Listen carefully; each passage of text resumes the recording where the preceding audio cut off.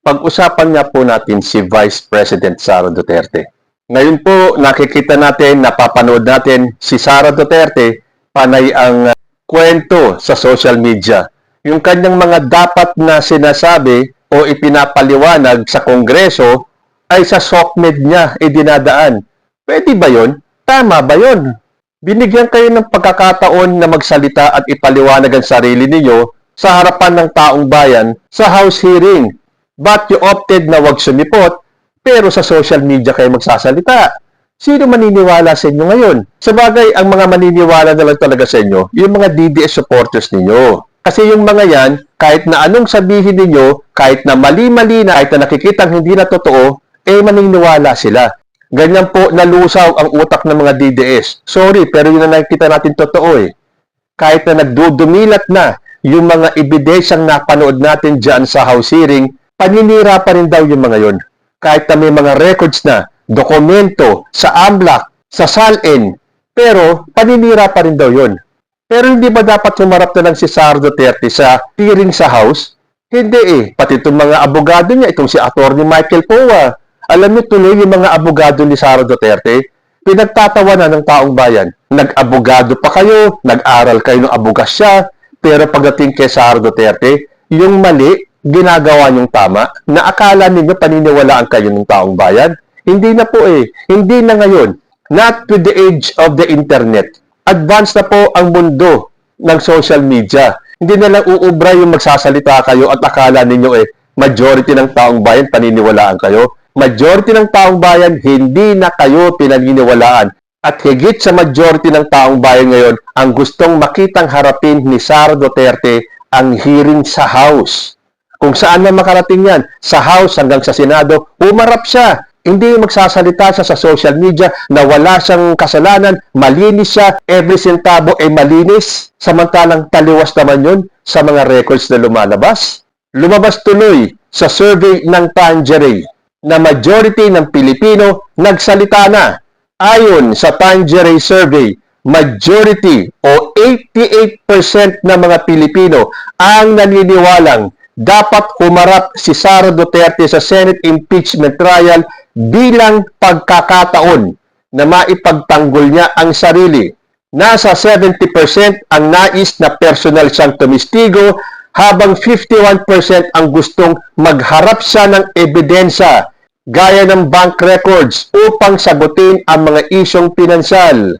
Kalahati rin ng mga respondent ang nagbibigay diin sa kahalagahan ng due process at nakikita ang Senate trial bilang tamang mekanismo upang maresolba ang kaso at makatulong sa pagpapanumbalik ng tiwala ng publiko sa pamahalaan na may suporta mula sa iba't ibang panig ng politika. So, dapat makinig kayong kampo ni Sara Duterte. Harapin nyo to, hindi yung dyan kayo sa social media salita ng salita, dakdak kayo ng dakdak. Naghahanap kayo ng due process, naghahanap kayo ng tamang forum. Ang social media, hindi po yan ang tamang forum. Diyan pwede kayo magbulid ng kung ano-anong kasinungalingan. Doon kayo sa proper venue, sa House, sa Senado o kung saan man. Magsalita kayo hanggat gusto nyo, basta under oath.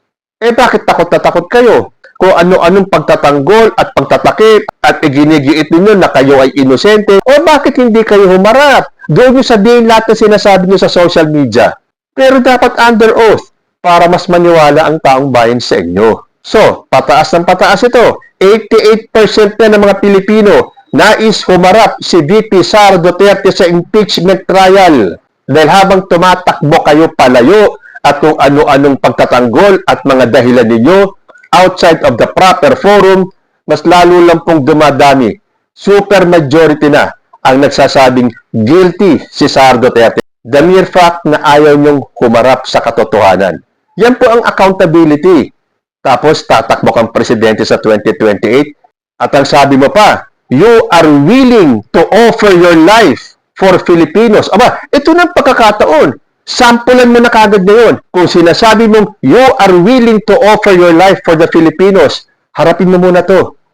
Panindigan mo, ilabas mo lahat ng resibo mo, lahat ng mga dokumento, lahat ng mga magpapatunay na malinis ka. If you really want to offer your life para sa aming mga Pilipino, do it now, hindi sa 2028. Dahil sigurado sa 2028, wala, hindi ka mananalo. Ngayon pa lang, kung gagawin mo yan, kumarap ka sa dapat mong harapin, baka sakali na bumalik ang tiwala ng taong bayan sa'yo. Tapos sasabihin mong, you are willing to offer your life.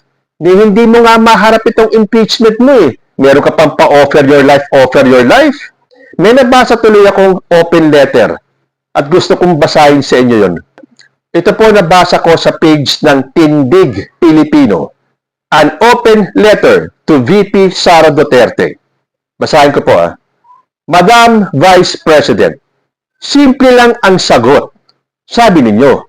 Pero sa totoo lang, hindi simple ang tanong. You say your record is clean. You say every centavo is declared. You say everything has documentation.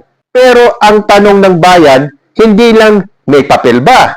Ang tanong ay, tugma ba ang papel sa katotohanan? Because in public office, compliance is not the same as transparency. At lalong hindi ito kapalit ng accountability. Sabi ninyo, ang totoong magnanakaw, hindi sa bangko pinapasok ang pera, kundi sa maleta. Oy, matapang na linya. Catchy, viral. Pero Madam VP, here is the problem. Kung ang pera ay dumaan sa bangko na may bilyong galaw, na may mga transaksyong tinutukoy at tinutugma ng mismong AMLAC, hindi ba mas lalo itong nangangailangan ng paliwanag? Because money in the bank doesn't erase suspicion. It creates a record. And records demand answers. You say, wala akong kaso. But let's be honest.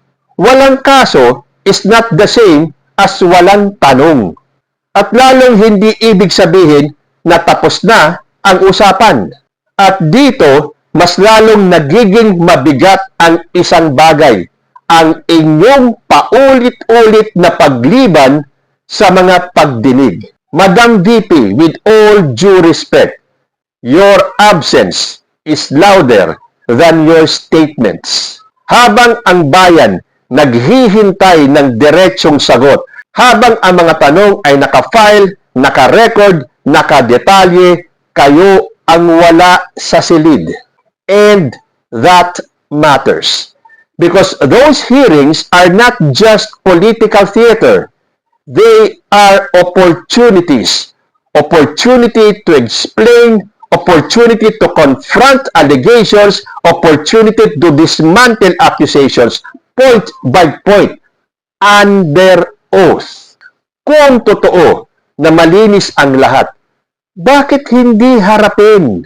If your records are solid, if your declarations are complete, if your accusations against complainants are valid, then the hearing room should be your strongest stage. Pero bakit tila iniiwasan? Hindi ito tungkol sa attendance lang. This is about accountability in real time. Dahil sa gobyerno, hindi sapat ang press statement, hindi sapat ang prepared speech. Ang tunay na pagsagot nangyayari sa ilalim ng tanong, sa harap ng scrutiny, sa harap ng bayan. Madam Vice President, the Filipino people are not asking for perfection. We are asking for presence. Presence to answer, presence to clarify, presence to stand by your words when questioned, not just when delivered. Dahil sa huli, ang tiwala ng bayan hindi nakukuha sa quotable lines. Nakukuha ito sa pagharap kahit mahirap ang tanong. At kung talagang simple lang ang sagot, then show up and give that simple answer where it matters most. Respeto sa inyong posisyon. Pero ang pananagutan hindi pwedeng umabsent. So, andito po lahat ng ating gustong malaman, yung ating mga katanungan kay Vice President Sara Duterte. Bakit nga ba iniiwasan humarap? This open letter is not just for the Vice President. Ito yung mga hanggang ngayon naniniwala pa rin kay Sara Duterte kahit na nagdudumilat na ang mga ebidensya. At ito yung gusto nyo maging presidente, yung takot kumarap sa responsibilidad at sa pananagutan. Yan ba yung sinasabi niyang she is willing to give her life for you?